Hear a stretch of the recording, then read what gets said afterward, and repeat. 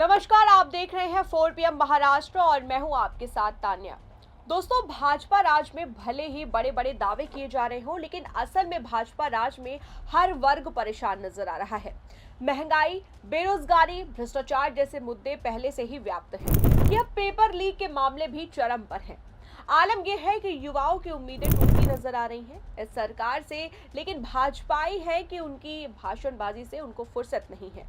महाराष्ट्र की राजनीति और शिक्षा व्यवस्था में पेपर लीक की एक बड़ी समस्या बन गई है। महाराष्ट्र विधानसभा में नीट और टीटी पेपर लीक का मुद्दा काफी तूल पकड़ रहा है। इसी बीच महाराष्ट्र विधानसभा के मानसून सत्र में नीट और टीटी जैसी प्रतियोगी परीक्षाओं में लगातार सामने आ रहे पेपर लीक का मुद्दा जोरदार तरीके से गूंजा। इस मामले को लेकर सत्ताधारी दल सवालों के घेरे में घिरता हुआ नजर आया। कांग्रेस विधायक दल के नेता विजय वडेट्टीवार ने राज्य सरकार पर तीखा हमला बोलते हुए आरोप लगाया कि बार बार हो रही पेपर लीक की घटनाओं से महाराष्ट्र की पूरे देश में बदनामी हो रही है और लाखों छात्रों और शिक्षकों का भविष्य खतरे में पड़ गया है। दरअसल सदन की कार्यवाही शुरू होते ही विपक्ष ने इस मुद्दे पर स्थगन प्रस्ताव लाने की मांग की। चर्चा के दौरान विजय वडेट्टीवार ने कहा कि लाखों छात्रों सालों की मेहनत और तैयारी के बाद परीक्षा में बैठते हैं, लेकिन पेपर लीक की घटनाओं की वजह से उनकी मेहनत पर पानी फिर जाता है। इसके साथ ही उन्होंने सवाल उठाया कि सरकार आखिर बार बार परीक्षाओं को पारदर्शी और सुरक्षित तरीके से आयोजित करने में विफल क्यों हो रही है। वडेट्टीवार ने हालिया टीटी पेपर लीक मामले की गहन जांच मांग करते हुए कहा कि केवल आरोपियों की गिरफ्तारी पर्याप्त नहीं, पेपर तैयार कराने वाली एजेंसियों, संबंधित कंपनियों और पूरे नेटवर्क की जांच कर इस रैकेट का पर्दाफाश किया जाना चाहिए।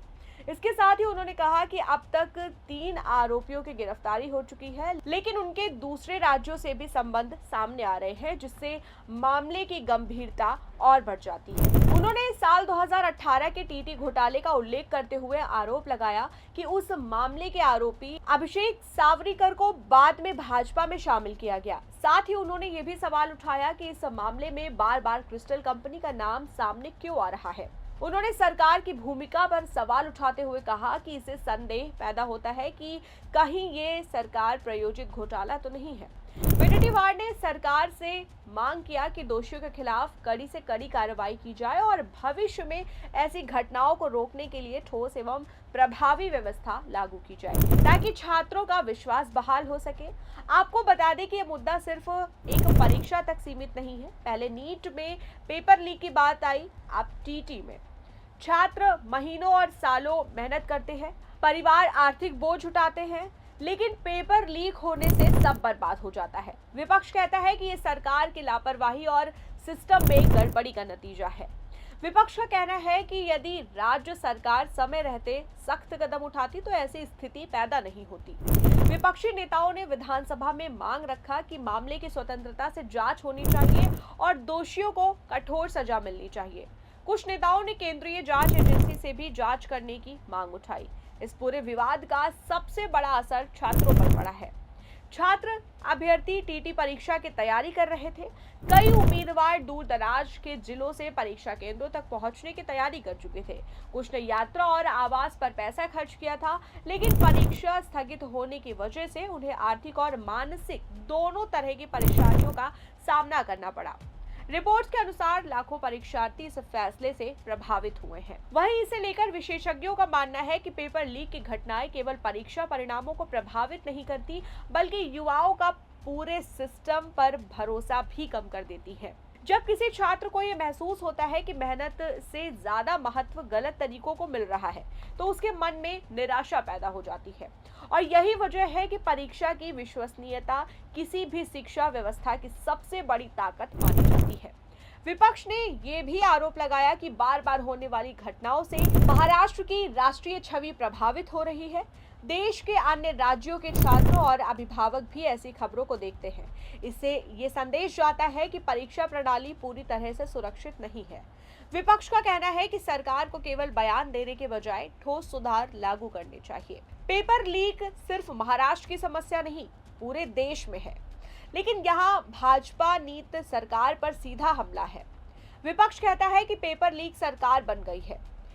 नीट, टीटी, पुलिस भर्ती, कई परीक्षाओं में गड़बड़ी की खबरें आई। युवा बेरोजगारी पहले से ही बड़ी समस्या है। अगर नौकरियों की परीक्षाएं भी निष्पक्ष नहीं हुई तो युवा हताश हो जाते हैं। कुछ तो आत्महत्या जैसे कदम उठा लेते हैं, परिवारों पर बोझ बढ़ता है। दूसरी ओर सरकार ने भी मामले को गंभीर बताते हुए कार्रवाई करने का आश्वासन दिया। सरकार की ओर से कहा गया कि दोषियों को बख्शा नहीं जाएगा और कठोर कानूनी कार्रवाई की जाएगी। वहीं उप मुख्यमंत्री एकनाथ शिंदे ने भी सख्त कार्रवाई का भरोसा दिलाया है। शिक्षा मंत्री ने विधानसभा में घोषणा किया कि भविष्य में ऐसी घटनाओं को रोकने के लिए राज्य सरकार सभी सरकारी परीक्षाओं को चरणबद्ध तरीके से ऑनलाइन कराने पर विचार कर रही है। सरकार का मानना है कि डिजिटल व्यवस्था से प्रश्न पत्र लीक होने की संभावना कम की जा सकती है और परीक्षा प्रक्रिया अधिक सुरक्षित बन सकती है। हालांकि विपक्ष का कहना है कि केवल ऑनलाइन परीक्षा की घोषणा कर देना पर्याप्त नहीं, उनके अनुसार पहले ये सुनिश्चित करना होगा कि परीक्षा आयोजन से जुड़े सभी स्तरों पर जवाबदेही तय हो। अगर कोई अधिकारी या एजेंसी लापरवाही करती है तो उसके खिलाफ भी सख्त कार्रवाई होनी चाहिए, तभी व्यवस्था में सुधार दिखाई देगा। शिक्षा विशेषज्ञों का मानना है कि पेपर लीक रोकने के लिए बहुस्तरीय सुरक्षा प्रणाली की आवश्यकता है। प्रश्न पत्र छिपाने वाली प्रेस, परिवहन व्यवस्था, परीक्षा केंद्र, डिजिटल सुरक्षा और निगरानी तंत्र सभी को मजबूत बनाना होगा। इसके अलावा परीक्षा से जुड़े कर्मचारियों का सत्यापन और प्रशिक्षण भी जरूरी है। आज भारत में प्रतियोगी परीक्षाएं करोड़ों युवाओं के भविष्य का आधार बन चुकी हैं। मेडिकल, इंजीनियरिंग, शिक्षक भर्ती और सरकारी नौकरियों की परीक्षाओं में सफलता पाने के लिए छात्र सालों तक मेहनत करते हैं। ऐसे में पेपर लीक जैसी घटनाएं केवल कानून व्यवस्था का मामला नहीं बल्कि सामाजिक और आर्थिक चिंता का भी विषय है। महाराष्ट्र विधानसभा में उठी ये बहस केवल एक राज्य तक सीमित नहीं, ये पूरे देश के लिए एक संदेश है कि परीक्षा प्रणाली को पूरी तरह पारदर्शी और सुरक्षित बनाना समय की मांग है। छात्रों का विश्वास बनाए रखना किसी भी सरकार और प्रशासन की सबसे बड़ी जिम्मेदारी होती है। अगर युवाओं का भरोसा कमजोर पड़ता है तो उसका असर पूरे समाज पर पड़ता है। महाराष्ट्र शिक्षा और विकास के लिए जाना जाता था। मुंबई, पुणे जैसे शहर स्टूडेंट हब है, लेकिन बार बार लीक से राज्य की इमेज खराब हो रही है।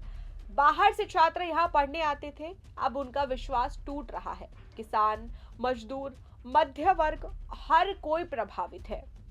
एक टीचर की नौकरी युवा के लिए स्थिर आय होती है, लेकिन अगर परीक्षा ही गड़बड़ है तो योग्य उम्मीदवार बाहर हो जाते हैं और अयोग्य अंदर आ जाते हैं। सरकार का काम है सुरक्षा सुनिश्चित कराना, चाहे केंद्र हो या राज्य परीक्षाएं राष्ट्रीय महत्व की। डिजिटल इंडिया के युग में पेपर लीक होना शर्मनाक है।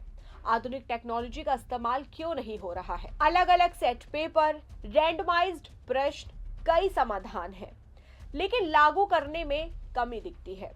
कुल मिलाकर पारदर्शिता लानी होगी। स्वतंत्र एजेंसी, सख्त सजा, राजनीति हस्तक्षेप मुक्त जांच, हर लीक के बाद तुरंत सीबीआई या एसआईटी जांच और समयबद्ध रिपोर्ट, छात्रों को मुआवजा और नई परीक्षा बिना देरी के।